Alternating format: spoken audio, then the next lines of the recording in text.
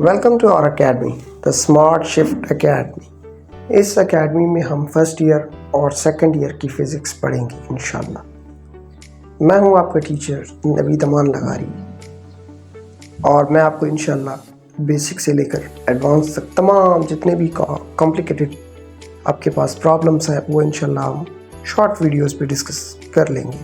तो आपको WhatsApp number दिया गया है, उस पर अगर आप मैसेज करके ग्रुप पे ऐड होना चाहते हैं तो हो सकते हैं। आज हम जिस चीज़ पे डिस्कस करेंगे वो है फर्स्ट ईयर फिज़िक्स। तो आज का हमारा जो टॉपिक है वो है basically rest, motion and there relative concept. तो आज हम इनको डिटेल में समझने की कोशिश करेंगे कि रेस्ट क्या है, मोशन क्या है और उनका रिलेटिव कॉन्सेप्ट क्या होता है। तो आइए समझते हैं। सबसे पहले what is rest. Rest basically हर वो चीज़ रेस्ट में है जो सराउंडिंग के हिसाब से अपनी जगह तब्दील ना करे, वो रेस्ट में है। An object is said to be at rest or the state of rest if it does not change its position with respect to surroundings. उसके एग्जाम्पल्स हैं, सपोज करिए आपके पास एक टेबल है और उसके ऊपर एक बुक रखी हुई है। अगर वो बुक टेबल के हिसाब से अपनी जगह तब्दील नहीं कर रही तो वो बेसिकली क्या है, at the state of rest में है। या उसके अलावा जो आपके पास टेबल है with respect to book, that is also in the state of rest. अब आते हैं अगले एग्जाम्पल पे। सपोज करें एक कार पार्किंग पे खड़ी हुई है। अगर वो कार बेसिकली अपनी जगह तब्दील ना करे सराउंडिंग्स के हिसाब से तो वो कार बेसिकली किस पे है, वो कार हम कहेंगे स्टेट ऑफ रेस्ट पे है। अब एक और एग्जांपल पे आते हैं। सपोज करें एक पेशेंट इसी बेड पे पड़ा हुआ है और वो अपनी जगह तब्दील नहीं कर रहा विद रिस्पेक्ट टू सराउंडिंग और विद रिस्पेक्ट टू बेड, तो वो patient basically state of rest पे है और वो वैसे भी रेस्ट पे होना चाहिए। अब आते हैं मोशन पे। सपोज करें आपके इर्द गिर्द कोई सी भी चीज़ हो जो अपनी जगह लगातार तब्दील कर रही हो, उसको हम कहेंगे कि वो क्या है, स्टेट ऑफ मोशन पे है। An object is in motion if its position changes continuously with respect to surrounding. So और यहाँ पे सराउंडिंग से मुराद ये रेफरेंस पॉइंट होना चाहिए, किसी न किसी रेफरेंस के हिसाब से वो अपनी जगह तब्दील करे। आगे चल के हम देखेंगे कि रेफरेंस पॉइंट बेसिकली होता क्या है। अब आते हैं इनकी एग्जांपल्स पे। सपोज करें एक बस है जो लगातार एक जगह से दूसरी जगह मूव कर रही है, तो उसको हम कहेंगे कि वो अपनी पोजीशन चेंज कर रही है सराउंडिंग्स के हिसाब से, तो उसको भी हम कहेंगे कि वो भी मोशन की स्टेट पे है। अनदर एग्जांपल, सपोज करें a flying bird in the sky. अगर वो अपनी पोजीशन लगातार तब्दील कर रहा है सराउंडिंग्स के हिसाब से, तो हम क्या कहेंगे कि वो बेसिकली क्या कर रहा है, स्टेट ऑफ मोशन पे है। सपोज करें आप किसी जगह से गुजर रहे हैं और वहाँ पे एक नहर आ जाती है और आपने देखा कि वहाँ पे नहर का पानी एक जगह से दूसरी जगह पे मूव कर रहा है, तो उसको भी हम कहेंगे कि वो भी बेसिकली स्टेट ऑफ मोशन पे है। अब आते हैं एक और चीज़ पे। Rest and motion are not absolute concepts. तो एब्सोल्यूट कॉन्सेप्ट ये दोनों क्यों नहीं होते, हम इनको बाद में डिस्कस करेंगे।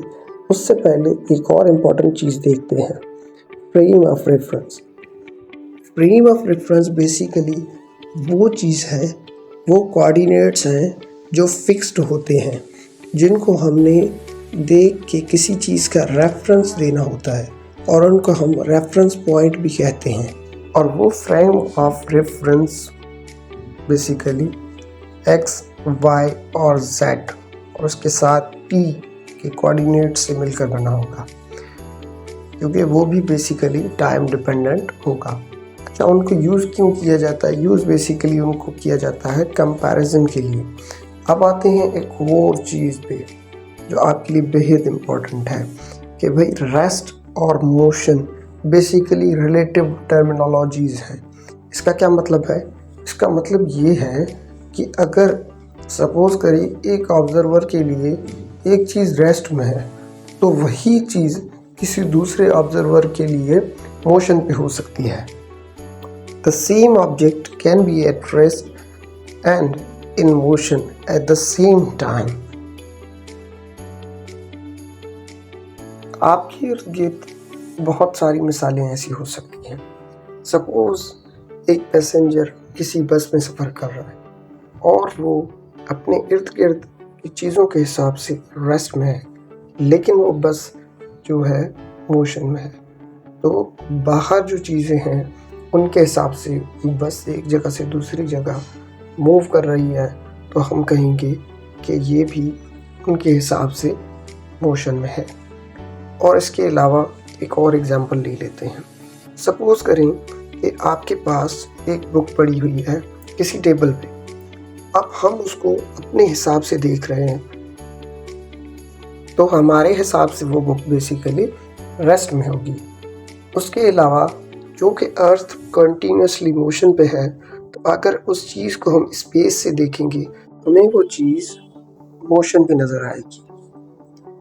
फ्रेम ऑफ रेफरेंस के अलावा रेस्ट और मोशन का कोई मतलब नहीं, और ये डिपेंड करता है किसी भी ऑब्जर्वर पे।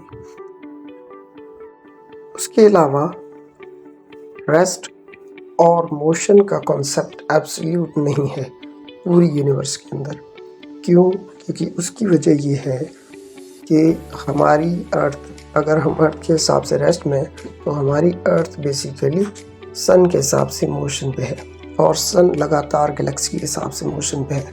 तो इसी तरह पूरी यूनिवर्स के अंदर कोई भी चीज़ आपके पास एब्सोल्यूट ना ही रेस्ट में है ना ही एब्सोल्यूट मोशन पे है। इसका कंक्लूजन क्या है?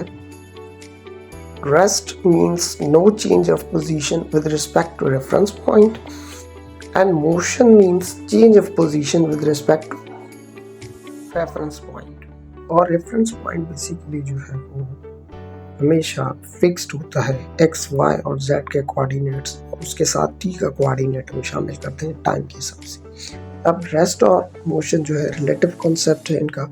फाइनल इसकी स्टेटमेंट क्या होगी, इस पूरे टॉपिक की कंक्लूजन क्या है कि an object may be at rest for one observer and at motion for another observer. इसके बाद जो हमारा अगला टॉपिक होगा वो बहुत ज़्यादा इम्पॉर्टेंट है, जो काइनेमेटिक्स की बेस है बेसिकली, वो है डिस्प्लेसमेंट और डिस्टेंस का टॉपिक। उसको समझेंगे, उसके हिसाब से हम स्पीड और एक्सेलरेशन के कॉन्सेप्ट, वेलोसिटी के कॉन्सेप्ट और उसके टाइप्स पे फोकस करेंगे। So thank you for watching this video. इसी तरह के मज़ीद अच्छे कॉन्सेप्ट्स को समझने के लिए please do subscribe, share and like the smart shift academy page.